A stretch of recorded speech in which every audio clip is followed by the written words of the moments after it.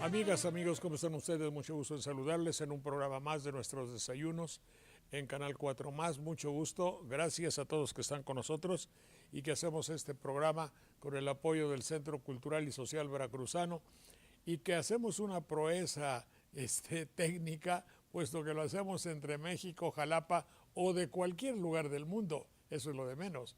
Muchas gracias a las personas que nos retransmiten por ahí en las nuevas artes del Internet. Parece que estábamos, eso ya no lo sé, en Cable Más. Después también en La Nueva República. Después también en radioamlo.tv. Después también en notipoemas.com y en algunas otras estaciones de internet que tienen la gentileza de tomar nuestra señal, cosa que agradecemos y yo lo hago a nombre de RTV. Se trata pues de difundir algunos aspectos que tienen que ver, en nuestro caso, con la cultura informal. Y esta vez presentaremos un libro aquí de un jalapeño o de alguien que viviendo en Jalapa ya se siente jalapeño y le damos permiso de que así sea, el señor profesor Mario Raúl Mijares Sánchez, que él es doctor en ciencia, no, doctor en jurisprudencia, ¿verdad? Ciencia política. No, como olímpica. Y no, luego van a... ¿Doctor en qué eres? Ciencia política. Ciencia política, no ciencias olímpicas, que es otra cosa, ¿verdad? Doctor en ciencia política, cosa que nos hace tanta falta. Pero perdona, quizá por la distancia no lo escuché bien, pero lo que sí sé y he empezado a leer, te lo digo y te lo confieso, es México, génesis de su descomposición. Y eso ya le ronca tantito porque todos escriben sobre la evolución hacia caminos de triunfo de un país o de una persona. Tú te interesó la génesis de su, dije si hay algo me corrigen luego, de su descomposición política. Miguel Alemán Valdés, 1936, estaba yo, y en Chavito, 1952. Gracias, Mario, que estás con nosotros. Mario Raúl Mijares Sánchez, muchas gracias. Al contrario, Jorge, te agradezco también. Gracias. Saludo con afecto también a mis amigos, les habitué, en francés, los habituales de nuestro programa. Manuel Munguía, saludo con afecto, mucho gusto. Igualmente, Jorge. Magno Garcimarrero, doctor y poeta, mucho gusto, doctor. Presente y un abrazote. Gracias. Eliot García, buonasera, ¿cómo se dice en latín? Buenas tardes. Atsum, primero Atsum, estoy presente, segundo, Ave Domine. Está bien, Ave. Daniel Méndez Vivanco, mucho gusto, Daniel. Don Jorge, mucho gusto en saludarlos. Siempre es un placer estar aquí. Muchas gracias, Daniel. Clemente Landa, el querido maestro de la preparatoria. Ya está desenjaezando ahí su caballo, ya llegó. Ya está bien, está bien. Armando Ortiz, señor periodista y poeta, ¿cómo te va? ¿Qué tal, Jorge? ¿Cómo estás? Buenas tardes. Premio Nacional de Periodismo. Y te felicito cordialmente y me dio muchísimo gusto que Sopa de Letras estuviese representado en esas premiaciones no pagadas, no buscadas y no patrocinadas. ¿Dije bien? Sí, muy bien, sí. Bastante bien. Tú no lo vas a decir, Jorge, pero lo digo yo. El más ovacionado en la premiación del Nacional de Periodismo fuiste tú, ¿eh? Eres muy amable, muchas gracias. Es por la edad, ¿eh? Estás muy aplaudido. Mucho aplaudido. Mira que fue Loret de Mola y gracias. Caballero, ¿eh? Te digo, no, lo muy curioso es que ahí en la mesa de honor estaban las personas que alguna vez les pedí trabajo en su radiodifusión y ahí estaban recibiendo premios por la libertad de expresión. Ah, qué barbaridad. Ah, qué don Pancho. Bueno, Olivia Domínguez, mi querida maestra, ¿cómo está usted? Buenos días, don Jorge. Mucho gusto. ¿Cómo le va, Olivia? Mucho gusto. Muy ¿Y bien, Juanita gracias. Robles llegó por ahí, Juanita? Claro que sí, don Jorge, aquí estoy para saludarlo Gracias, también. Juanita. Es usted muy amable. Muy bien. Debo decirles a ustedes que tuvimos el gusto, mi querido Manuel Munguía y un servidor de este programa, de estar en el canal Fraterno, Hermano 11, amigo de este canal, y que hicimos un programa dedicado al petróleo y sus canciones. Este programa lo presentamos hace 2 o 3 años en estas mismas antenas. Y entonces, platicando y conversando con algunas personas del canal 11, dije, oye, fíjate que alguna vez hicimos canciones relacionadas con el petróleo. Y entonces la señorita directora y la señora directora del Politécnico, Yolosóchitl Bustamante, es ella, y la directora del canal, Cristina Cabrera, dijeron, haz el programa aquí. Saludo a un extraordinario jalapeño que está ahí, el licenciado Garzón, familiar de Garzón, que fue rector de la universidad. Roberto Bravo Garzón. Roberto Bravo Garzón, es su sobrino, ¿verdad? Total que fuimos a hacer el programa. Y no sé a ustedes si les ha llegado las repercusiones, parecería ser que tuvo comentarios excepcionales, cosa que, bueno, es un autoelogio o elogio en boca propia, me vale lo que sea, pero quiero agradecerles a las decenas para ser real, de personas que han escrito en el Twitter y en los correos acerca del programa que sí gustó. ¿Tuviste repercusiones, mi querido Manuel? Sí, cómo no. Te mandan saludos de varias partes de la República, amigos míos a través de internet y a través de los teléfonos, y dicen que fue evocador para ellos ver un programa como ese. Pues qué bueno, entonces qué bueno, ese es un poco lo que ya habíamos hecho allá. Por cierto que en aquella ocasión, ¿te acuerdas que presentamos a Cristina, hombre? Sí. Que me dijeron, me han dicho a mí que la voz delicada y no trabajada y la voz de ama de casa, no hay que decirlo, de señora de edad, de doña Cristina, les pareció excepcional y les gustó mucho tu canción del guerrerense, no, del ¿cómo se llama? El maderense, también gustó bastante. Y total que por ahí el disco ya no había discos, creo que tenemos 1 o 2 ahí de recuerdo y que ahora ya dicen que lo van a hacer y vamos a ver. Bueno, pues mucho gusto y muchas gracias. Muy bien, jóvenes, ¿qué tenemos pendiente, mi querido Clemente? No, ya no ha llegado, ¿verdad? Pero sí. Se anda peinando ahora. No, se anda maquillando, seguro. Pero no sé si tendríamos alguna de las palabras que se nos han quedado últimamente por ahí. Yo te hablé al principio de hablar de el Génesis o la Génesis. En el caso de la forma en que lo usaste al principio es correcto con el artículo femenino, porque diríamos la causa. Si nos referimos al libro inicial de la Biblia, es en masculino, el Génesis, porque habla del origen. Ajá. Entonces, cuando usted quiera adornarse o cuando quiera o vea en su libro, la génesis de este problema es, por ejemplo, la corrupción, cosa nunca oída en México, ni mucho menos, porque no hay problemas que se generen de la corrupción, puesto que no habiendo corrupción, no hay problemas inherentes a la corrupción. Eso es, nomás por decir. Cuando sea sinónimo de causa, puede ser la Génesis. Sí. Y cuando sea el libro Génesis, Éxodo, Levítico, Deuteronomio, Jueces, Job, no Job, como Job, cuando diga los libros de la Biblia, entonces es el Génesis. Eso ya quedó pues bien dicho y bien explicado. Es el caso de otros términos, como orden, por ejemplo.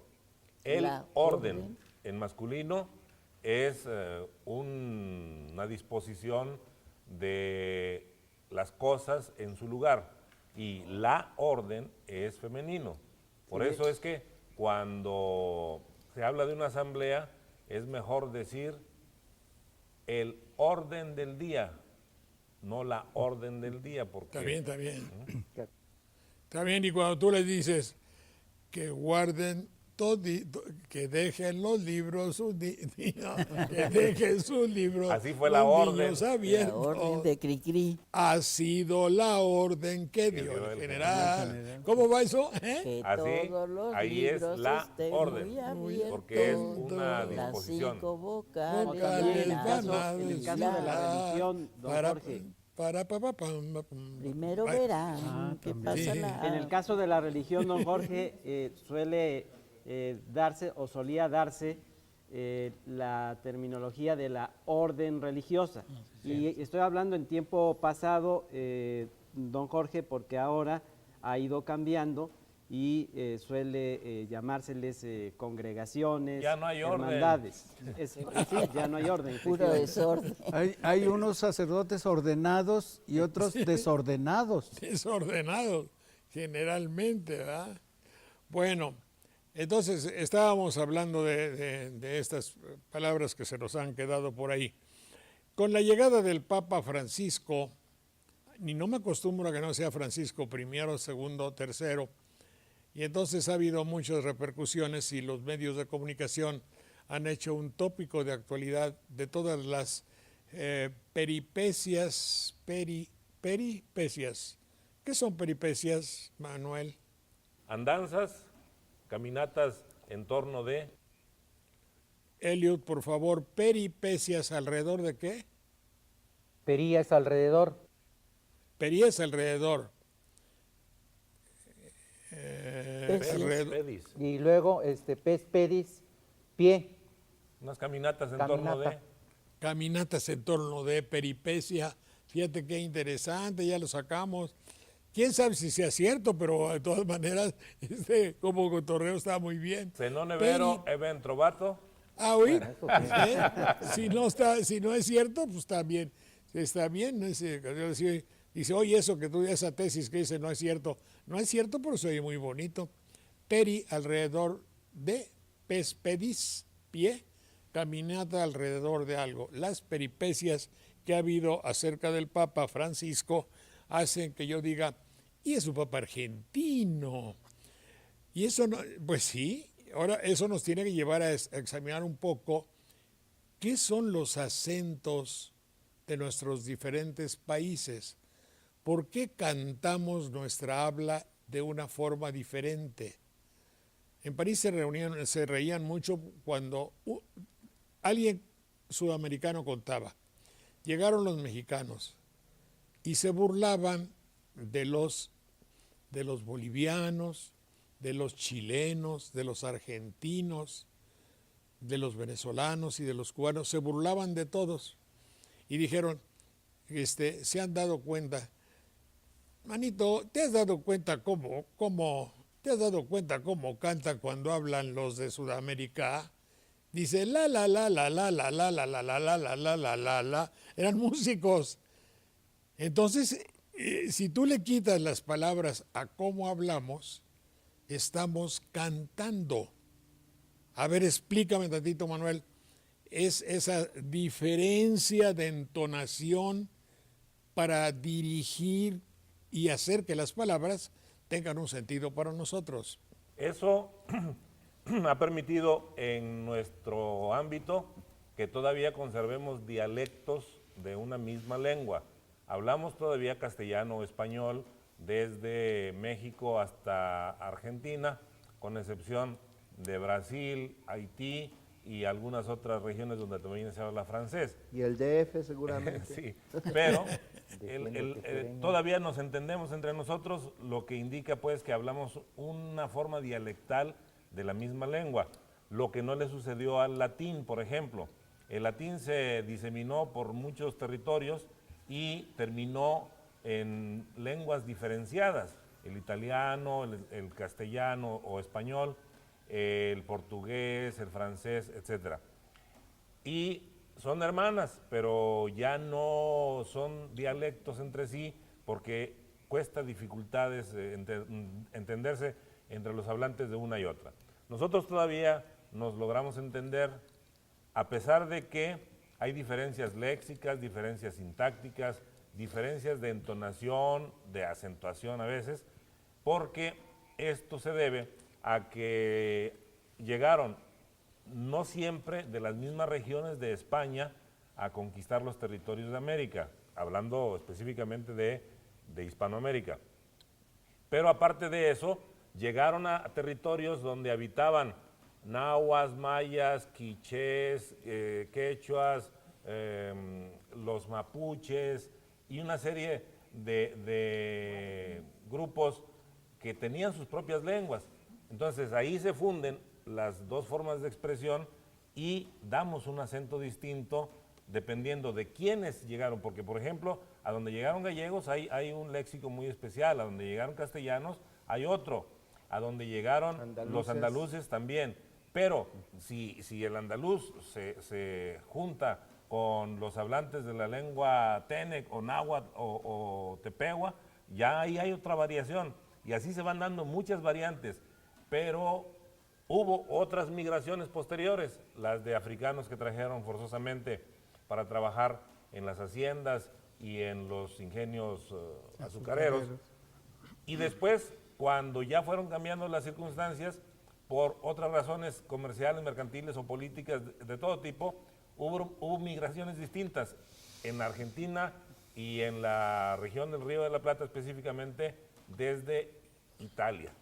Desde Italia, de modo que hay un montón de personas en Argentina que tienen no solo nombres, sino apellidos de origen italiano y una forma muy especial que se cultivó sobre todo entre los creadores del tango, que es el lunfardo que vendría de Lombardía, porque así como en Cuba, por ejemplo, para referirse a cualquier español dicen, este señor es gallego, así en el Río de la Plata solieron decir, es lombardo, y de lombardo derivó el lunfardo, que es una variante jergal, es un argot que se ha usado inicialmente en los terrenos del Lampa, después en los terrenos del tango y ya después en forma más extensa entre los hablantes de Uruguay y Argentina. Claro, se usó en la germanía y luego me explicas qué es la germanía que yo no sé.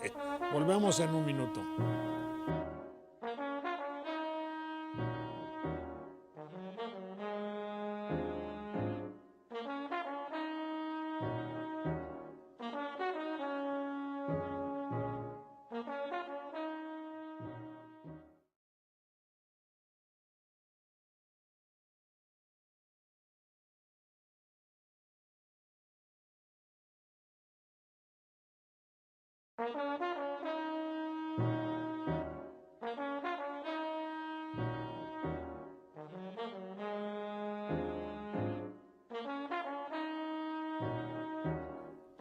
Yo dije hace rato, había oído yo o leído, no me acuerdo ya dónde, del lenguaje de Germanía. ¿Sabes tú, Manuel o Eliud, de dónde proviene Germanía? Sí, de hermano. Es una hermandad. Originalmente los grupos que se formaban para delinquir se consideraban hermanos. Había pactos a veces escritos, a veces no escritos, y por lo tanto constituían una hermandad. Y Germanía es el lenguaje de los hermanos que participan en una asociación, sobre todo delictuosa. Sí, perdóname, ¿nada que ver con Alemania?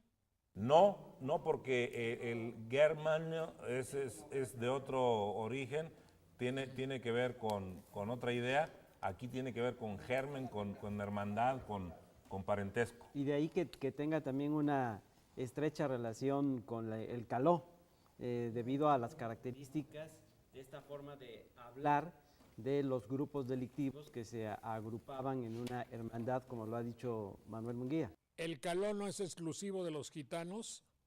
Originalmente era una forma de denominar a una de las maneras de expresarse de los gitanos, caló, cañí también. Sí. Y el argot es otra forma de designar A veces se han usado como sinónimos, no lo son en el fondo. Jerga también se ha utilizado para designar a una manera específica de hablar de cierto grupo. Jerigonza. Jerigón. Sí, espérate. Sobre la palabra, la jerga que están utilizando hoy para decir, es un choro, es chido, ouch, wow, no mames, no marches, no lo que sea, bueno, hay así, ese ejemplo nomás. Entonces, todo esto viene a ser una especie de jerga. Pero te voy a decir una cosa. Me acuerdo haber leído, yo creo que, no sé si en La vida del Buscón o algo así, o de Guzmán de Alfarache, esos autores que leí de jovenzuelo, el lenguaje de la ergástula. ¿Se acuerdan ustedes de la palabra ergástula? Ergástula es la cárcel, sobre todo donde se encierra a las personas que son sometidas a trabajos forzosos. Viene de ergon, esfuerzo, trabajo. Ajá, no es y de ahí jerga. No, ¿Por qué? no. Porque espérate, Manuel, perdón, porque una de las características de la ergástula es que se habla lo más grosero del mundo. Haz de cuenta el programa de Platanito. Bueno, no tanto, creo. No tanto, Jorge. No tanto, pero, y eso es cierto, ¿eh? En la ergástula se escucha los jurons, que ya les llaman en francés, las picardías más groseras del mundo. Eso es lo que yo tenía entendido. Depende, Jorge, porque también ha habido ergástulas en las que en ocasiones no solo encierran a estos esclavos solo hombres, sino que también vienen sus familias. Entonces, se han descubierto ergástulas junto de las pirámides de Egipto, en el cual estaban toda esta serie de esclavos contenidos para poder machacar la piedra necesaria, y ellos vivían cotidianamente ahí, no solo los hombres, sino las mujeres y los niños. Entonces, el lenguaje que se puede desarrollar ahí era un lenguaje cotidiano que tenemos todos los días para la familia. Bueno, entonces ya queda dicho, pues, que entonces jerga viene de ergón. Ergástula. Ergástula, sí. Jerga es francés. Sí. Ergástula. ¿Y jerga? Jerga es una palabra de origen árabe, es jerga, algo así como decir un habla característica. Ajá, entonces jerga no tiene relación. No está emparentado con esto. Yo te puedo hacer notar un detalle, mi querido Jorge, al auditorio.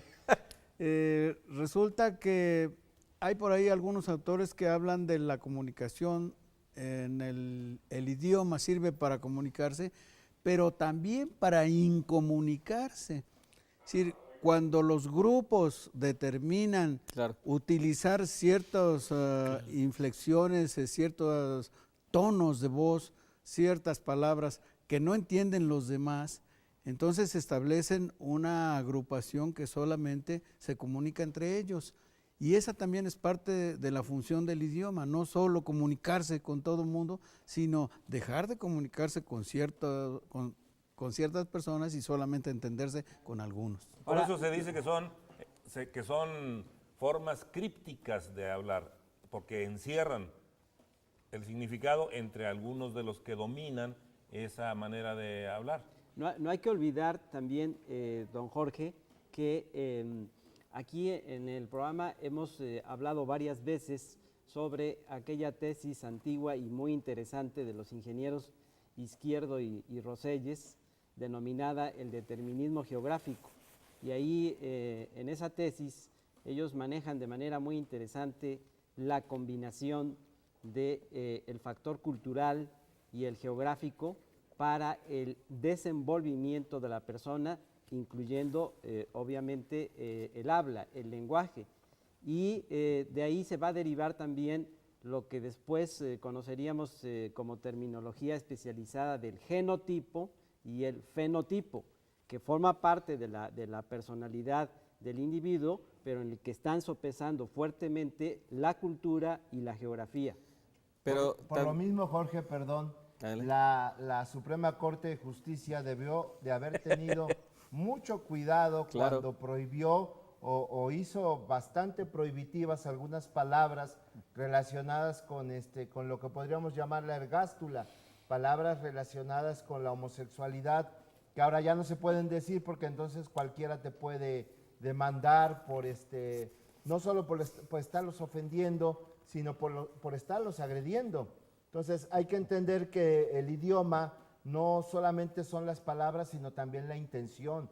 Y eso se les olvidó a los ministros ponerlo muy, muy enfático dentro de la prohibición que hicieron. Nosotros, por ejemplo, en Alvarado o en Veracruz, es muy común que nos comuniquemos con las personas de nuestro barrio de una manera determinada, que ahora va a parecer no solo algo, digamos, diario, sino que va a parecer una agresión.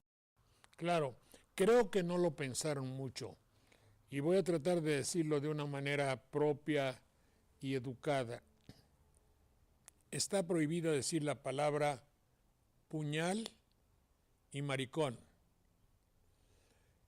Si no está prohibido decir esas palabras, yo quiero suponer que es ofensivo y constituye un delito si yo a cualquiera que tiene esas características, en vez de decirle, ¿cómo está usted, licenciado? Mucho gusto. Y le digo, ¿qué tu puñal o maricón? Es decir, lo traté de agredir. Entonces, a ese doctor, abogado, funcionario, político, sacerdote, lo que sea, que tiene esas características, no tengo el derecho de agredirlo, pero no tengo el derecho, no solo con eso, inclusive con mi actitud, con mi educación, me merece todo el respeto. Si un individuo con esas características me restriega, como dicen en mi tierra, y empieza de loca a andar por las calles, haciendo mariconerías, y se viste de prostituta, y desfila, y hace programas múltiples de televisión, y parecería ser que él tiene la verdad, y yo, simple hombre, hipotéticamente varón, estoy en el error. Y él esa gala, exhibe y exuberantemente me muestra que su actitud es lo real. Ese cuate me está ofendiendo. Ese cuate me está faltando a mi respeto. ¿Qué acaso yo ando vestido de Jorge Negrete diciendo soy muy macho y acá las viejas y todas se me juntan, cuatito? Y vengan mujeres y venga tequila, hijuela, quién sabe qué. ¿Qué ando así? Ellos los homosexuales, están abusando de su condición para chantarnos, dicen en Jalapa, ya te dije dos, chantarnos y restriegarme, para hacer gala de su condición. No tienen derecho. ¿Por Fíjate qué? que, por ejemplo, acaba de pasar un día en el que la comunidad gay celebra lo que llaman el parade o un desfile para tratar de buscar no solamente la atención, sino el reconocimiento de la sociedad, pero es ofensivo que engloben a toda la comunidad gay, a toda la comunidad homosexual. Es ofensivo que la engloben dentro de un grupo que hace lo que tú dices, disfrazarse de mujer, salir casi desnudo, mostrarse en poses un tanto atrevidas y señalar que ellos representan a una comunidad homosexual que no se conduce así. Vaya, todos tenemos amigos homosexuales que sabemos que son personas de lo más propias y que no andan por la calle ahí ofreciendo como lo hacen en estos desfiles de la comunidad gay. Sí, hay que ver la génesis, ahora sí que lo puedo decir, la causa de todo esto. La televisión ha explotado de una manera inicua varias áreas de la condición humana, digamos. La mujer, indiscutiblemente, la ha cosificado, la ha vuelto cosa erótica, de manera que hasta una de nuestras diputadas mejor torneadas con toda la desfachatez del mundo, ella reclama el derecho a ser bella, a ser joven, a mostrar sus curvas, esa es la realidad, y a perforarse. Lo anterior puede ser que pase, lo de perforarse, hágame usted un reverendo y pinchísimo favor. ¿Qué ejemplo le está usted dando a mis hijas, a mis nietas que están en pleno desarrollo? Ándale, mijita, para que te perfores, como dice la diputada. Esa es una. La otra, el hecho de que la televisión ha tomado al homosexual, y aquí no hago ningún chistorete, ni chunga, ni nada, ha tomado la condición del homosexual y lo ha convertido en un payaso de espectáculos de tercera categoría. ¿Cierto o no es cierto?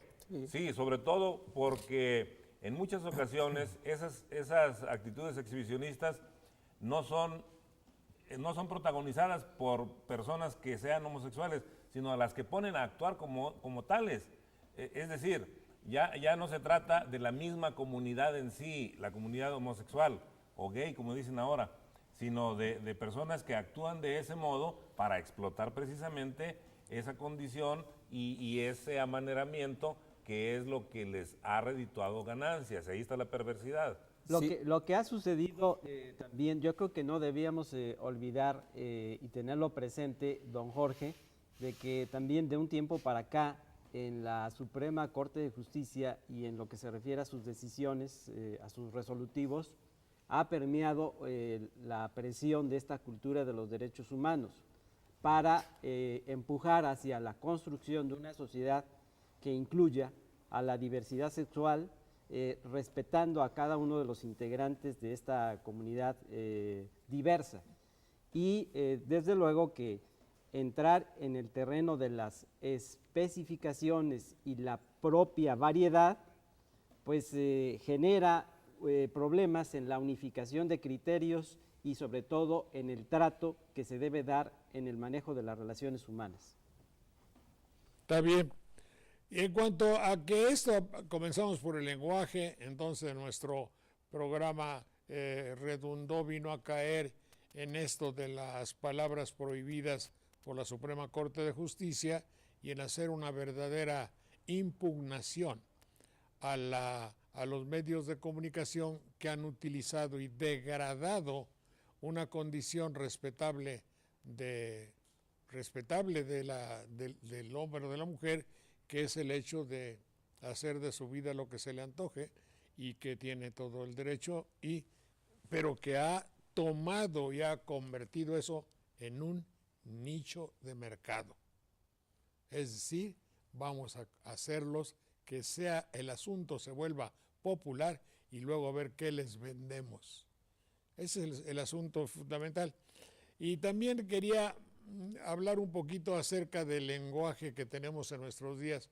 Acabo de escuchar un locutor, recientemente hubo un ventarrón muy grande en la capital y cayeron muchos árboles, fueron derribados y el viento tumbó, diríamos en banderilla, el viento derribó 50 árboles, el viento arrancó, tiró, destruyó. No, la versión del locutor, pero tiene más jiribilla, que luego vemos que es jiribilla de lo que se puede pensar. Los vientos trajeron al suelo. ¿Qué quiere decir, Manuel? ¿Qué quiso decir el locutor de Radio Fámula? Pues quiso seguir alguna forma sintáctica muy propia del inglés. Sí, claro. Take down, por ejemplo, es echar abajo o tumbar, y se usa el verbo take ahí, que es tomar originalmente, como un auxiliar comodín para unas formas recientes del inglés, pero que no casan con la construcción castellana. Pues eso y con el espíritu de nuestro idioma. No dan. Pero a mí se me hace que se quiso pasar de poeta porque suena como que al viento le pidió permiso al árbol para tirarlo, caramba. Ese hijo de poeta. Te voy a decir por qué yo no tolero eso. Alguien inadvertido como yo llega de Banderilla o de mi pueblo de Tlalnehuayocan o de la Haciendita y me quiero cultivar en la vida. Y entonces tomo paradigmas, o sea, modelos, y la televisión y el locutor se constituye y se erige ante mí como alguien digno de ser imitado. Y me enseña, y entonces lo muy apropiado es que yo hable como él. Y entonces ya no se cayó un equimite, ya no se cayó el izote, o el jinicuil ya no se cayó, o se cayó el árbol de capulín, no, lo trajo al suelo, el viento trajo al suelo. Qué poca. Se cayó el árbol de hule, si era de hule rebotó, ¿no? Huleros. Volvemos.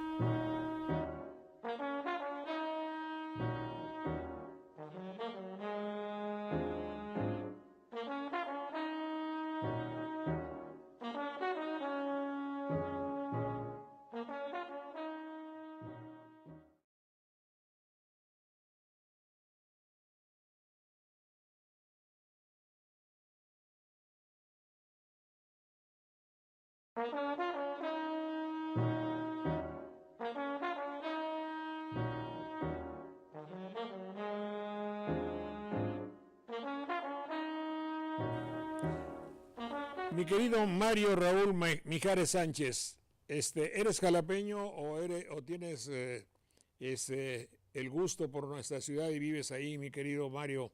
Ya es el gusto y ya a lo mejor ya la costumbre, ¿no? Cuando ya vives en Jalapa hace 15 años, ¿no? Sí, no, ya son 23 años de estar aquí, Jorge. Qué bueno. ¿Y tú das clase de qué, mi querido Mario? Pues de lo mismo, como podemos decir, de ciencia política. Ciencia política. De una vez por todas, y perdona la simpleza de la pregunta, ¿en qué consiste concretamente el dar clase de ciencias políticas? ¿Qué enseñas?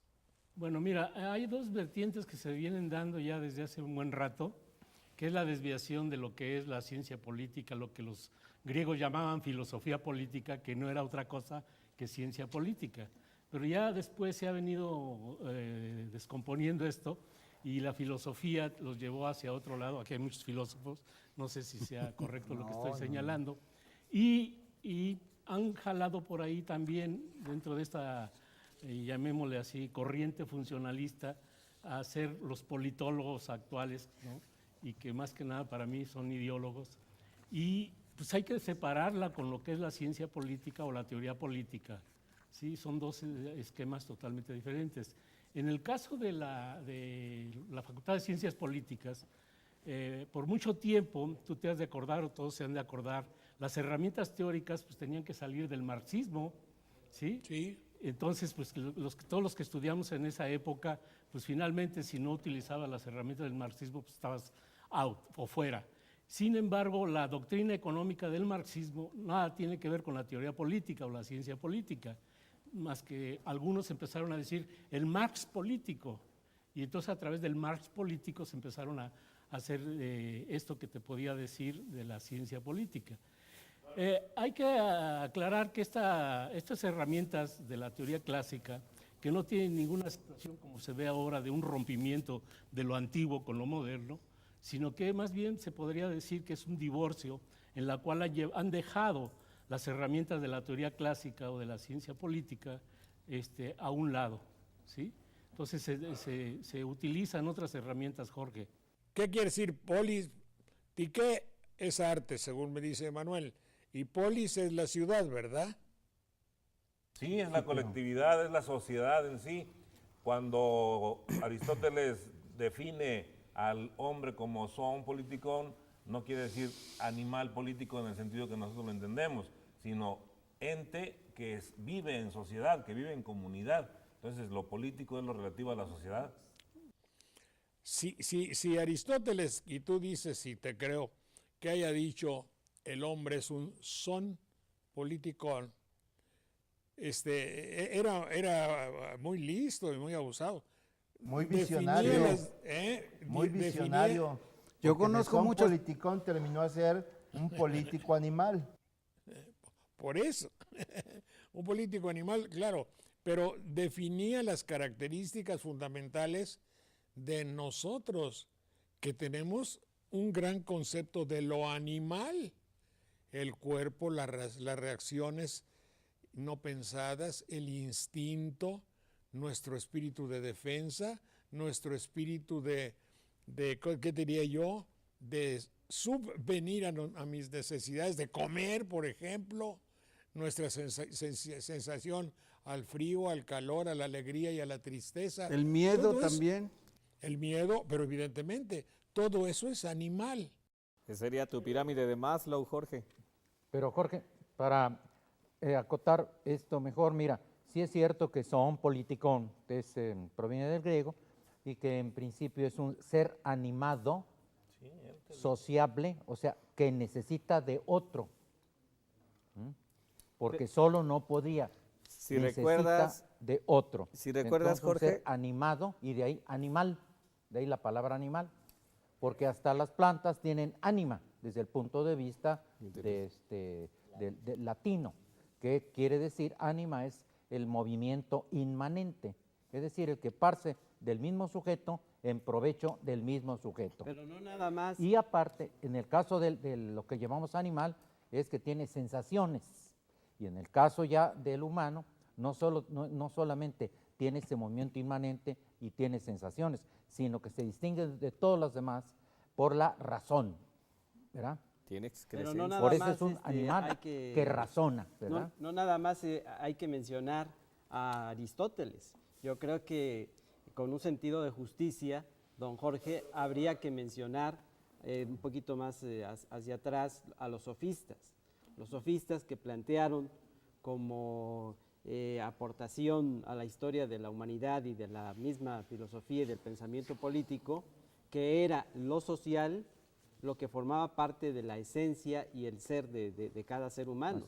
De ahí que durante mucho tiempo en los planes y programas de estudio, yo recuerdo muy bien de las escuelas secundarias, cuando se llevaba el civismo, que después sería la formación cívica y ética, el profesor Benito Solís Luna aglutinaba en su obra, en primer grado, el hombre y la economía, en segundo grado, el hombre y la política, y terminaba en tercer grado, el hombre y la sociedad, con esa visión integral que el ser humano debía tener del ser y de las cosas. Bueno, incluso habría que mencionar, don Jorge, algunos otros artistas. Permíteme un segundo, don Jorge, porque no estoy de acuerdo con lo que acaban de decir mi querido Daniel. ¿Por qué poner entre las características del hombre de una manera tan brutal la economía? Oikos, es decir, oikos en el sentido de casa está bien, pero en el sentido de economía como la conocemos hoy, me parece es rebajar las condiciones muy excelsas de la espiritualidad del hombre y poner como una necesidad la economía. Bueno, porque aquí hay que, sí, estoy entendiendo muy bien lo que usted maneja como inquietud, don Jorge, y yo creo que habría que entonces puntualizar que no se está viendo ahí con esa percepción que se tiene de la economía que empequeñece las cosas en la actualidad, sino ahí es una perspectiva más social en el que la economía forma parte de las relaciones humanas, del desenvolvimiento del ser humano, y no es más que una tarea y una repercusión inherente a la vida del ser humano, pero... Te la valgo, fíjate. Estoy totalmente de acuerdo en eso. Habría que decir, Jorge, nada más, Daniel. sí, perdón, que bueno, el análisis de la política inicia precisamente, como dicen todos, desde que el hombre se une, se junta.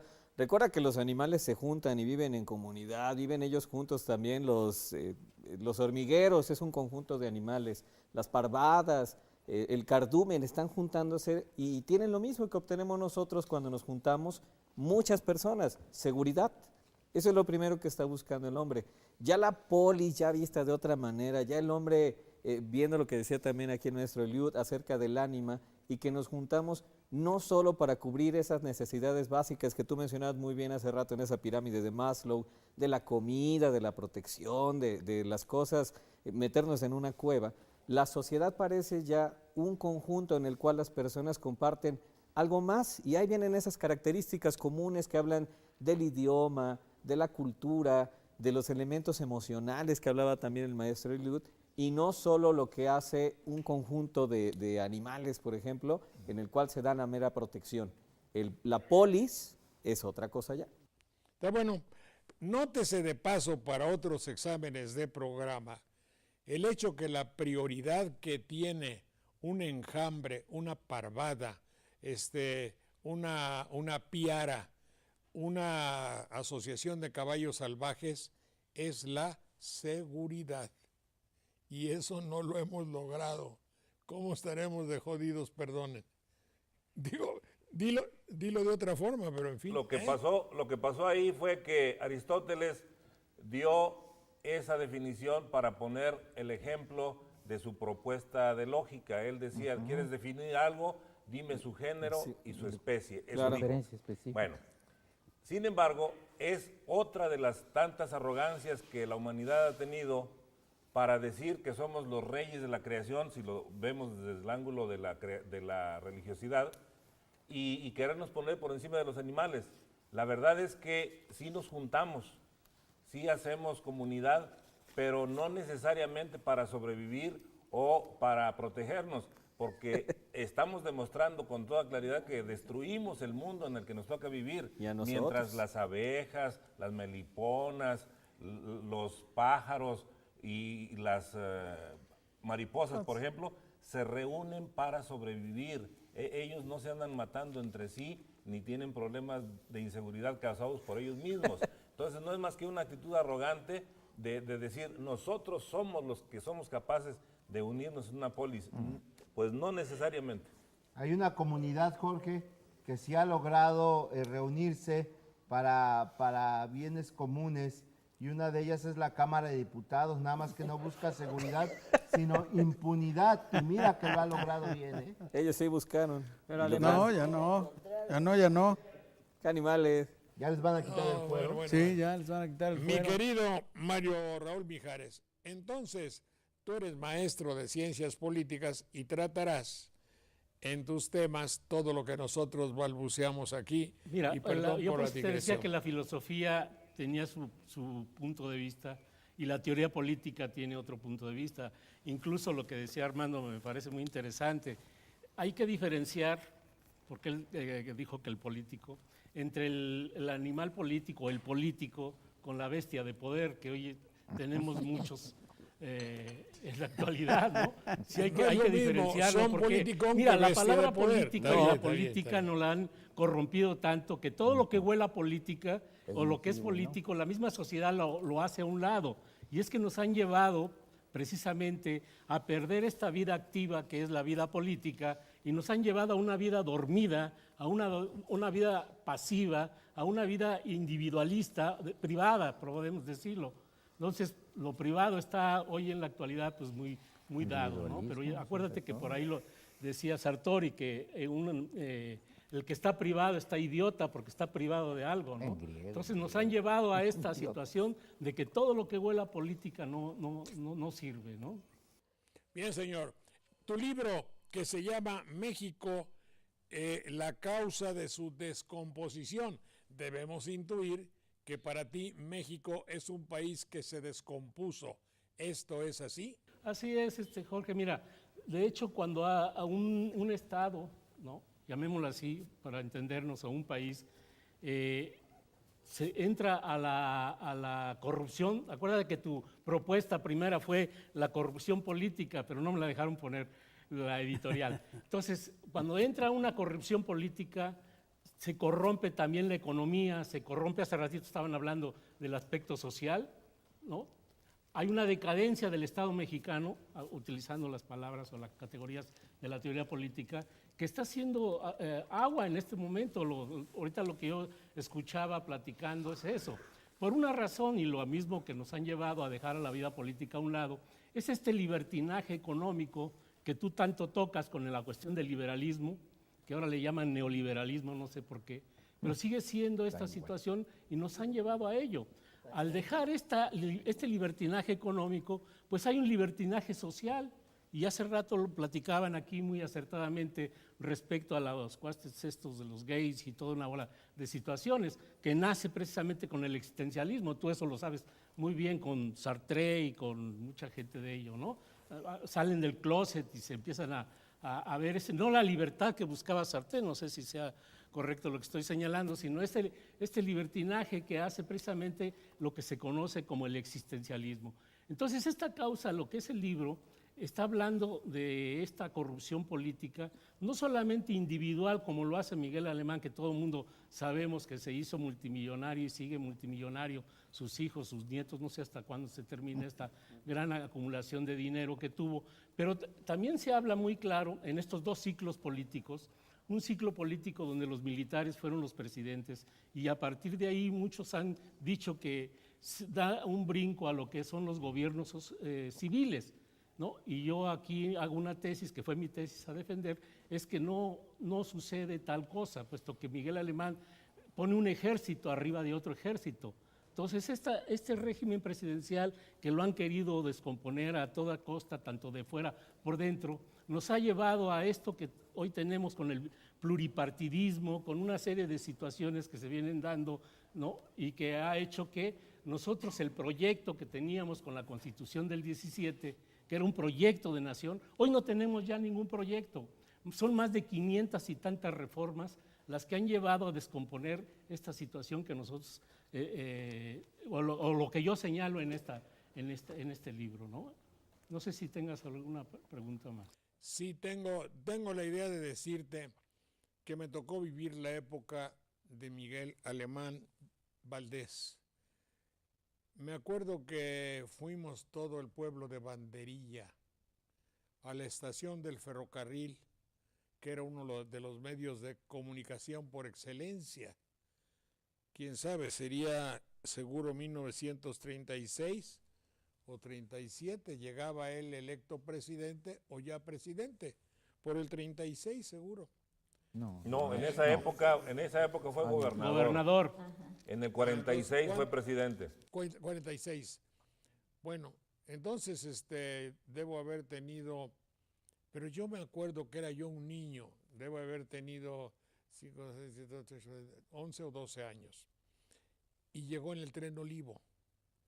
Entonces me colé por las piernas de todos los nobles habitantes de Banderilla y llegué a donde él iba a salir a saludar al pueblo. Nunca se me ha olvidado las características de su piel al saludarme. Nunca se me ha olvidado. Podría describirlo, pero sería largo y tonto, idiota, pero a mí no se me olvida. Y después, el codazo de mi mamá a mi papá para decirme, ya que te saludó y te hizo así en los cachetes, le hubieras pedido una beca. Sí, ya desde antes. Y yo dije, o una vaca. Pero beca, ¿para ir a dónde? En fin, no sé, ya comenzaba yo a comprender. Después, a mí se me ocurría decir en esas cosas que digo, que en esa época, después de la expropiación petrolera, de todo lo que había sucedido, de todo el México que yo veía, dije, aquí se institucionalizó la corrupción. Eso es lo que yo dije en aquella época, cuando empecé a tener mis primeros problemas, cuando me corrieron de la estación y cuando en la universidad el licenciado Castaño le fallé en el discurso Cutiño. Iba a decir un discurso y resultó el discurso en contra de sus expectativas. Y entonces yo decía, es que la corrupción se hizo institución. Volvemos en un minuto.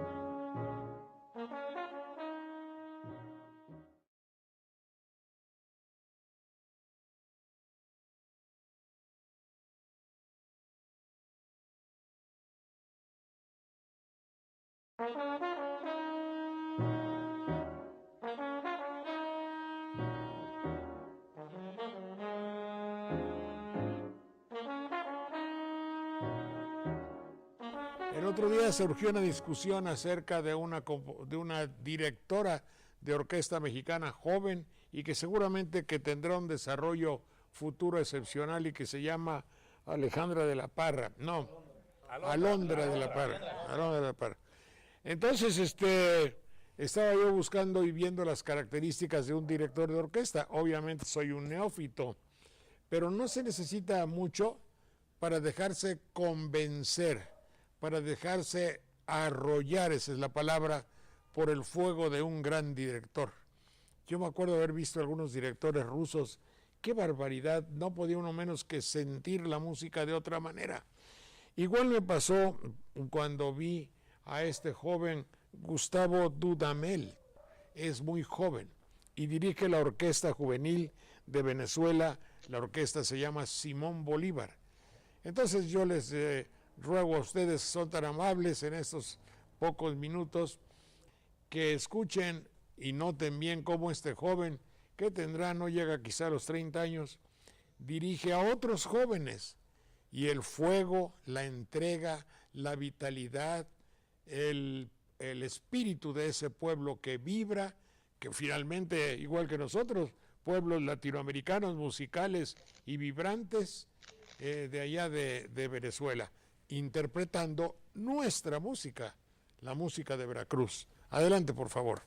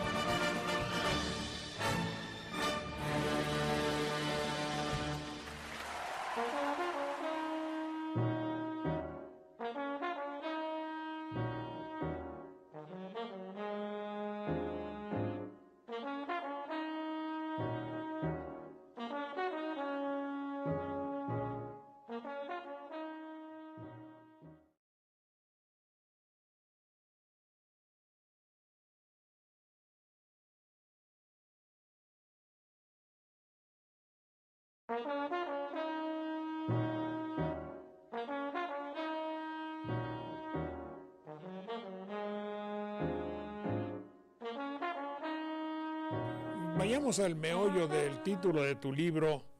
En la época del 36 al 52 se comenzó a institucionalizar la corrupción. Mi querido Mario, ¿qué nos quieres decir con esa descomposición? Te decía que tiene dos vertientes, no necesariamente.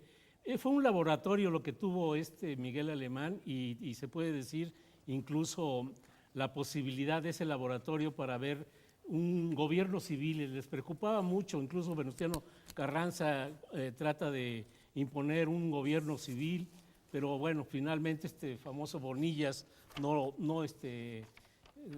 llenó las botas que tenían los demás y finalmente no lo tuvieron.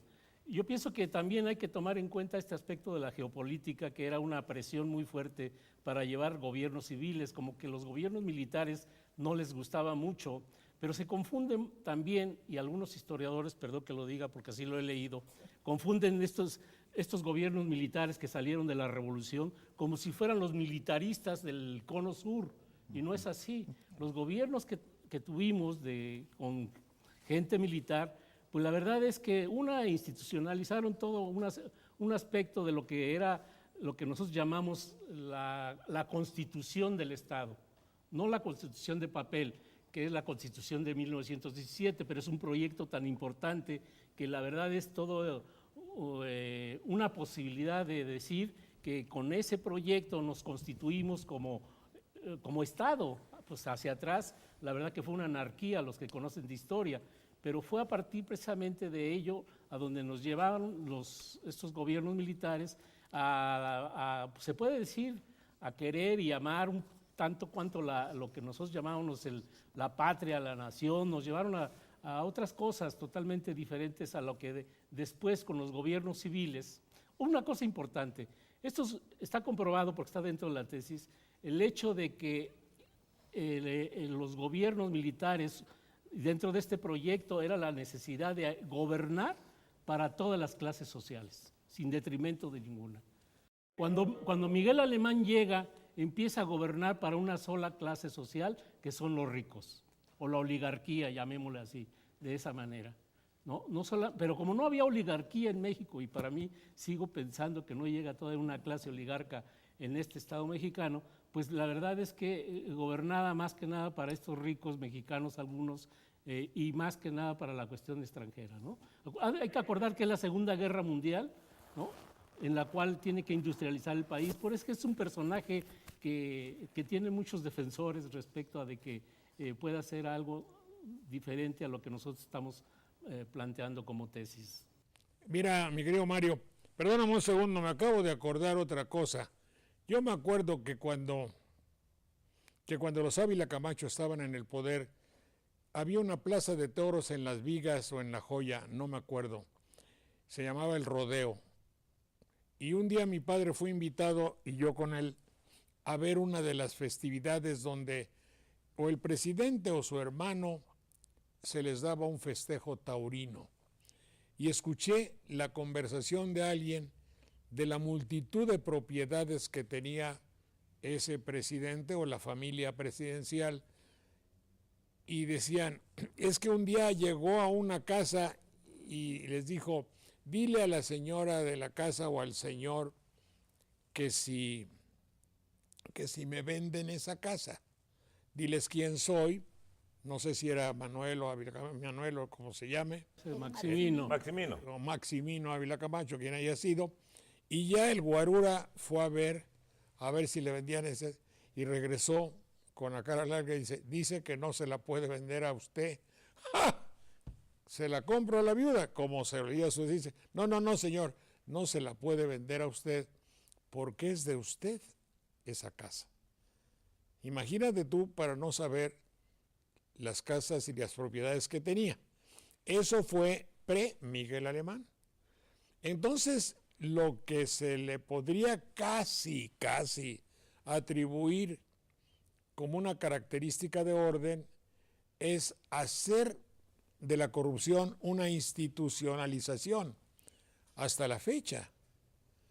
Hasta la fecha, cuando ves que se castiga la corrupción en un aspecto, en otro no, en otro sí, en otro conviene, en otro no, lo cual es la decantación, lo más puro de nuestra corrupción.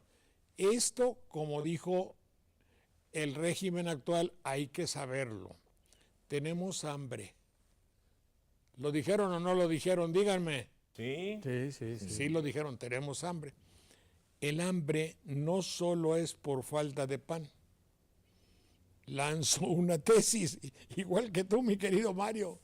El hambre puede ser de verdad. Mira, yo pienso también que hay que tomar la otra parte, esta parte de que es los gobernados. Acuérdate que los gobernados en cierta forma siempre estamos, como decían hace rato, no es una comunidad cerrada, somos pues diferentes clases sociales, ¿no? Y no somos iguales como señala la democracia, que es muy criticada precisamente por Aristóteles, ¿no? Y dice, no está, hay iguales entre iguales y hay también esta posibilidad de igualdad. Y hay que tomar en cuenta a los gobernados, porque la verdad es que acaba de suceder, y esto viene desde el precolombino, de que este pueblo no se indigna de nada. Y que se sigue dejando comprar y se sigue dejando hacer una serie de situaciones en la cual pues, hay que tomar también en cuenta la otra parte, ¿no? Desde la cuestión del problema de la discusión de Valladolid, ¿no? Que se da, y luego todas las situaciones que han venido dando posteriores o anteriores a ello. Yo siento que hay que tomar en cuenta estos gobernados. ¿Cómo es posible? Y ya me brinqué muy rápido, porque acuérdate que este es muy los 12 millones que le dan al PAN después de salir de dos gobiernos que sabemos que no cumplió todas sus promesas o todas sus situaciones, te da una pauta para decir, oye, ¿qué clase de gobernados hay, no? Y luego 18 millones a Peña Nieto, son 30 millones de personas que siguen pensando que el PRI las va a sacar de pobres. Y eso, y comprando votos y haciendo una bola de situaciones terribles. Entonces, yo también hay que tomar en cuenta la otra parte, que son los gobernados. Sí, pero los gobernados, permítame un segundo, en la actualidad lo que decíamos como tesis o como le quieras llamar, los gobernados actualmente son producto de una educación televisiva. Estaba yo platicando con unos amigos, fíjense que los hombres que gobiernan actualmente a México, los hombres que son preponderantes en las diferentes áreas en México, sea en la religión, sea en la política, en la economía, sea en la docencia, o sea, en la cultura, sea en las diputaciones, todos ellos, hombres de mediana edad, de 40 a 50 años, estuvieron educados por tres vectores, como tú dirías, por tres conductos fundamentales. En la información, abrevaron, succionaron la información televisiva de mi queridísimo amigo, a quien respeto mucho, Jacobo Zabludowski. 30 o 40 años de información personal, profesional, única y auspiciada, haciendo la tesis de lo que tú, mexicano, debes saber. Punto. En cuanto a la cultura, había que esperar al domingo para escuchar a Raúl Velasco. Y educó Raúl Velasco a todos los jóvenes que nos gobiernan ahora, que eran niños y que aprendieron a sonreír, aprendieron el ingenio, aprendieron el lanzamiento de un artista, aplaudieron a quien aplaudir, carajo. Les estaba poniendo los valores a toda una sociedad. Y ahora, si le hacemos caso a aquel señor español que dijo, infancia es cultura, el Chavo del Ocho. El Chavo del Ocho formó la infancia de todo un país, hizo que se modelara el esquema del mexicano actual, solo que el Chavo del Ocho, tenía hambre, no sabía llorar. Yo le doy mucha importancia al chillar a gusto. No tenía casa, ninguno de la pinche gente que estaba junto a él estaba casado con normalidad, no sabía lo que era un papá y una mamá, caray, y estaba de arrimado en una sociedad que no lo quería. ¿Cierto o no es cierto? Esos son los parámetros que han forjado la educación del mexicano actual. A ver, ¿qué decían? Voy a rescatar a Carlos Marx, aunque es de teoría económica. Acuérdate que los aparatos ideológicos del Estado son fundamentales para llevar a cabo las prioridades que tienen los gobiernos, ¿no? Que es la educación. Tú sabes muy bien cómo, más que nadie sabe cómo se ha venido dando la educación en los últimos años en este país. La iglesia, también es importante señalarlo, los medios que tú estás manejando, los medios de información o de comunicación, como le quiera, prensa, radio, televisión. Por eso decía hace rato que esta vida activa, esta vida política nos han llevado a otra situación. Es la manipulación, es decir, yo estoy hablando de los gobernados porque nos han llevado hacia allá también, ¿no? Sí. Aparte de esta situación histórica y cultural que tú hablas y que Octavio Paz habló en su momento, ¿sí? Pues es esta situación que nos está sucediendo. Son los efectos, ¿no?, de la causa que plantea el libro, Jorge. Muy bien. Cuando este libro, el gran padre de nuestro amigo César Garizurieta decía, vivir fuera del presupuesto es vivir en el error. Una manera extraordinariamente primaria, primitiva o lejana de definir a la corrupción.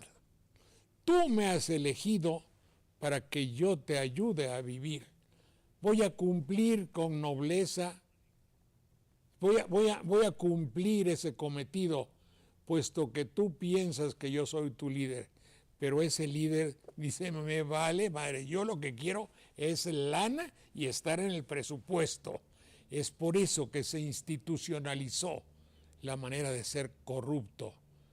¿Está correcto o no? Y fíjate, Jorge, que este tema de la corrupción en épocas del alemanismo también ha sido tema de la literatura. Hay que recordar una novela de José Emilio Pacheco que se llama Las batallas en el desierto, en donde el personaje vive una etapa en 1948, un jovencito de primaria, y donde se va dando cuenta precisamente de ello, de cómo la corrupción va imperando y se va volviendo un lugar común dentro de una sociedad que estaba acostumbrada a otro tipo de vida, ¿no? Una sociedad que estaba acostumbrada más a la familia, a la comunidad, y que ahora los intereses económicos ya se están volviendo un tópico dentro de las conversaciones, dentro de la mesa, dentro de la sala, dentro de la misma escuela. Entonces sí es importante señalar que no solamente es un tema de investigación, sino que ha llegado a ser también un tema de la misma literatura. Las batallas en el desierto, de José Emilio Pacheco.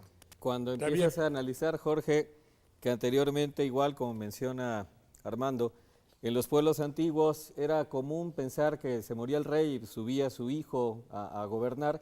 Era el ideal cuando tenían esa visión de los príncipes, de un hidalgo, de una persona que iba a ser más caballeroso y que iba a hacer algo noble. Pregúntale tú a un político actual qué piensa de las monarquías actuales y te va a decir, aquí de México, que son obsoletas.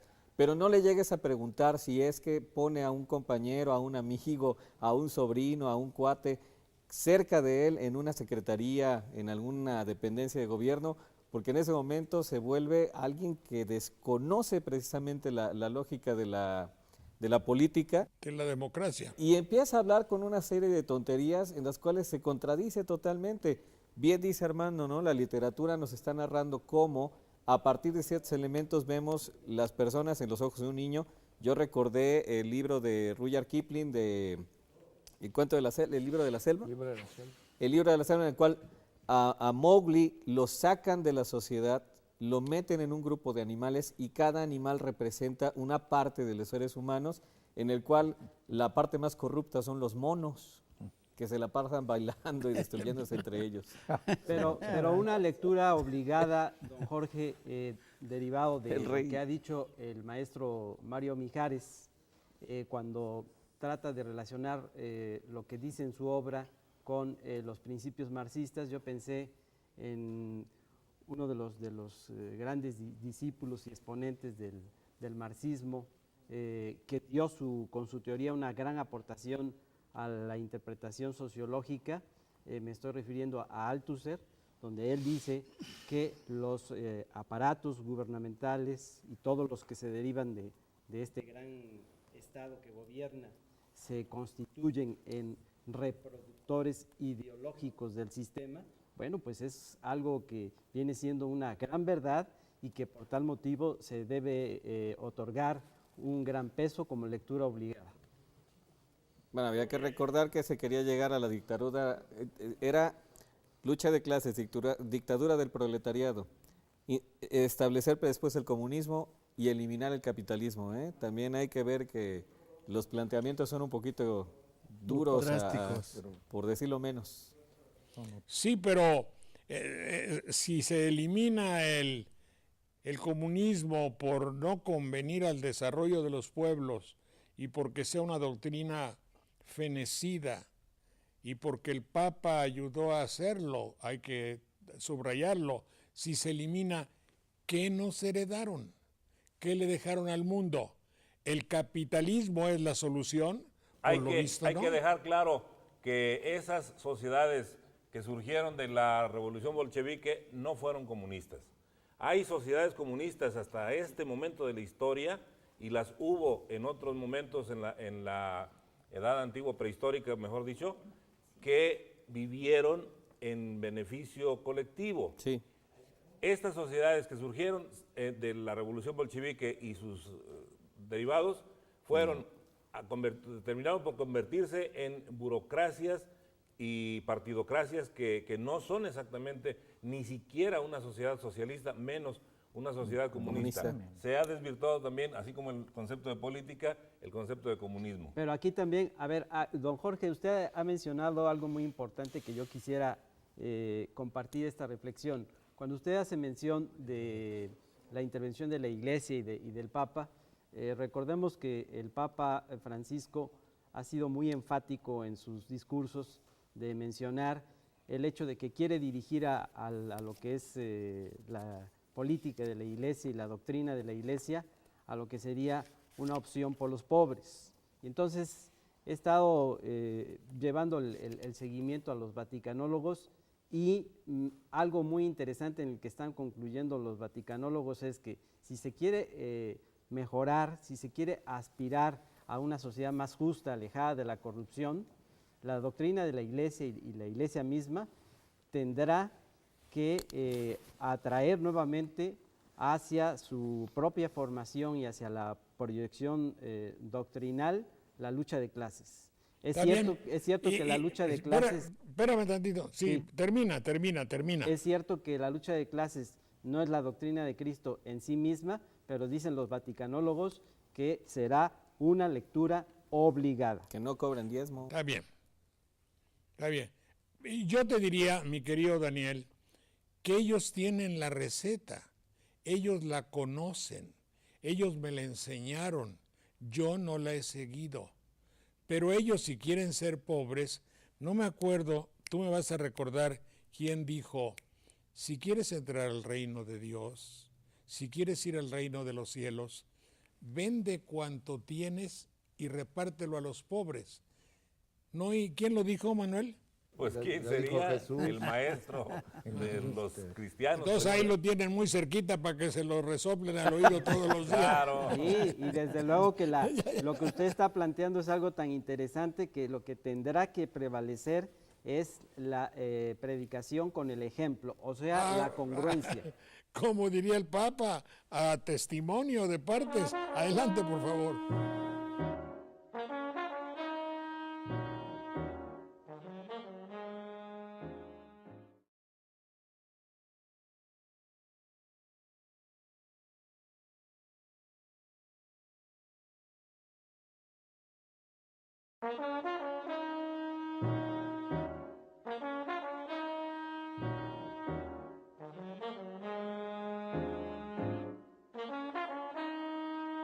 Pues muy bien, mi querido Mario Raúl Mijares Sánchez, México, génesis de su descomposición política, Miguel Alemán Valdés, 1936-1952. ¿Dónde está a la venta tu libro, Mario? Mira, vía internet es www.palibrio.com, ahí lo pueden bajar. Bueno, va a aparecer en nuestra pantalla de cristal el nombre para que ahí lo pidan. Muchas gracias, mucho gusto. No, al contrario. Y que sigas disfrutando de la belleza turística y agradable de Jalapa, ¿eh? Muy amable. Gracias. ¿Y qué más les iba a decir a ustedes? Pues nada más eso que les quería decir. Mi querida Juanita, ¿tiene usted alguna palabra de las antiguas? Claro que sí, don Jorge. ¿Cómo cuál? Mire usted, por ejemplo, traigo aquí unas palabras que son voces de igual sonido, pero de distinto significado. También sí. tienen diferente ortografía, es decir, son unas palabras muy curiosas, de esas muy curiosas que tenemos o que tiene nuestra lengua. ¿Son groserías? Algunas. No, sí, Bueno. Pues vea entonces usted no. y vean, y ojalá que les interese también a nuestros radioescuchas Adelante. y a nuestros televidentes. Bueno, mire usted, tenemos por ejemplo vacía, vacía. ¿Qué es vacía? Así escrita con la B que llamamos B grande, para que nos entendamos más fácilmente. Pues es una bandeja de latón cuyo borde tenía recortado un semicírculo, era una bandeja así, tenía recortado un semicírculo para que ahí se acomodara el cuello del señor que iba a ser rasurado en una peluquería. Y tenemos la otra palabra que se parece en su sonido, vacía, pero este es con B chica. Se aplica a cosas que nada contienen. Por ejemplo, una vasija, un vaso, un cerebro. No. Cerebro. Bueno, ya eso Y ya la lo vacía, decimos. Jorge, también es el sombrero del Quijote. Él usó una vacía como sombrero. Un diputado. Tenemos ayo. Ayo, A-Y-O, es un señor educador, un cuidador de niños, una persona aquí en la familia le tenía mucha confianza porque cuidaba a los niños, los educaba, les enseñaba cosas útiles e interesantes. Y ayo, H-A-L-L, para que suene yo, y tenemos que es una inflexión de hallar o encontrar. Y la palabra el primer ayo, es el sentido original de el pedagogo y de la pedagogía. El pedagogo era el que cuidaba a los niños, Sí. el que los llevaba a la escuela, el que estaba bajo la educación y la formación de ellos mismos. Así es, los padres se despreocupaban un poco porque sabían que esta persona era sumamente preparada, inteligente y amaba a los niños. Era ayo y mentor es sinónimo, ¿verdad? Sede es sustantivo, se aplica especialmente a la sede porque significa, o en sus orígenes, significa silla. Y entonces se aplicaba especialmente pues a una silla que muchos de nosotros debemos entender que es una silla muy especial, la silla que ocupa el Papa. Tratándose de los obispos, se llamaba o se sigue llamando sede episcopal. Tenemos también reviernes. Óndale.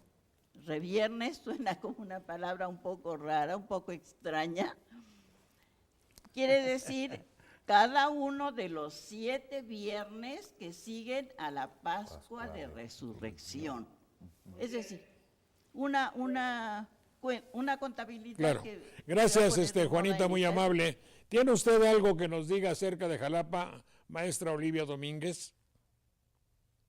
Bueno, pues aprovechando que aquí estaba el maestro Mijares, pues yo quería, para las nuevas generaciones obviamente, platicarles la procedencia de la familia Alemán. Entonces, Miguel Alemán Valdés, que es el personaje político que toca en su libro, en realidad desciende de una familia de militares revolucionarios, que es Miguel Alemán Valdés, que estuvo casado con Tomasa Valdés. Es y Miguel muchas Alemán escuelas. González. Perdón, Miguel Alemán González, El general. casada. El general. El general era González, casada con Tomasa Valdés. Así es. Que que el nombre, hay muchas escuelas públicas, sobre todo en el sur de Veracruz, que llevan el nombre de esta señora, ¿no? Entonces, bueno, es una familia que habitaba básicamente en el sur, aunque Miguel Alemán Valdés nació en Sayula, los abuelos, digamos, los padres, vivieron en varios lugares, vivieron en Acayuca, otra parte de la familia vivió en Olutra, y la familia Alemán González, del cual tiene a este hijo que va a ser luego presidente, emigran también y están una temporada en estos lugares viviendo hasta llegar a Orizaba. Entonces en Orizaba recibe algunos estudios o realiza algunos estudios y posteriormente llega a la Ciudad de México a estudiar la preparatoria y posteriormente pues se muere el general Miguel Alemán González debido a una infidencia o por haber apoyado un movimiento en contra de la clase revolucionaria en 1929, en que se realiza pues toda una purga de generales que no están muy de acuerdo con el régimen sonorense que están imponiendo los sonorenses, particularmente quien está en ese momento peleando la presidencia pues es Álvaro Obregón, ¿no? Y hay una muerte que es una muerte presidencial, que es la de Obregón, siendo candidato, y posteriormente llegan otros militares, en efecto, otros presidentes militares, hasta que llegamos también a Lázaro Cárdenas, ¿no?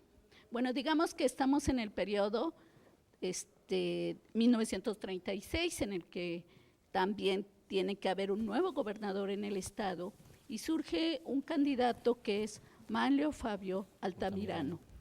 Manlio Fabio Altamirano había sido uno de los fundadores del PNR en Veracruz y es también asesinado en la Ciudad de México, en el Café Tacuba, saliendo casi al café, lo asesinan y él era todavía candidato del antiguo Partido Nacional Revolucionario del PNR.